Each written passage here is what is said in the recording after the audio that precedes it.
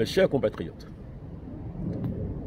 je salue le courage, la détermination et la bravoure du peuple ivoirien. Ils l'ont prouvé le 31 octobre. Je m'incline en même temps devant nos sœurs et nos frères qui sont tombés devant la forfaiture de Dramane Alassane Ouattara en insistant pour organiser une élection à laquelle le peuple ivoirien a refusé d'y participer. Aujourd'hui, nous sommes à une nouvelle ère. Nous tournons une page. Alassane Dramane Ouattara n'est plus le président de la Côte d'Ivoire. C'est fini. Ouattara, c'est fini. Comme je vous l'avais annoncé, un gouvernement de transition va se mettre en place. Et cette autorité de transition aura pour tâche de faire revenir en Côte d'Ivoire et donc au pays tous les enfants qui sont à l'étranger, à l'extérieur, qui ont fui le pays. Deuxièmement,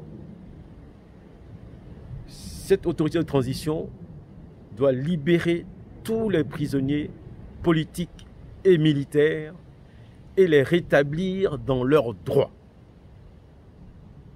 Troisièmement, il doit s'atteler à organiser les élections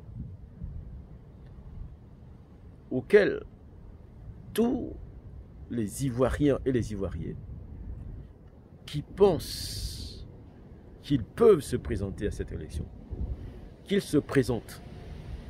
Une élection donc ouverte à tout le monde. J'appelle les forces de l'ordre, les policiers, les militaires, les douaniers, les marins,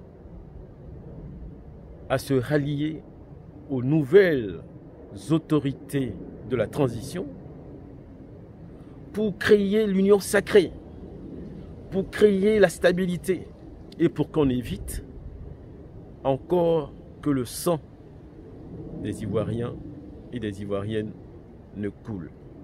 Le sang ne doit plus couler parce qu'on fait une élection. Il faut que nous ayons des nouvelles pratiques politiques, avec des nouvelles intelligences politiques, pour créer une vraie nation, un vrai pays où chacun sait ce qu'il a à faire pour mettre la Côte d'Ivoire sur les rails et maintenir la tête de l'Afrique haute. Nous devons libérer la Côte d'Ivoire et nous devons libérer en même temps l'Afrique. Je compte sur vous pour que la nouvelle révolution dans laquelle nous sommes partis puisse aboutir. Je vous remercie. Vive la Côte d'Ivoire, vive l'Afrique, pour toujours et pour l'éternité.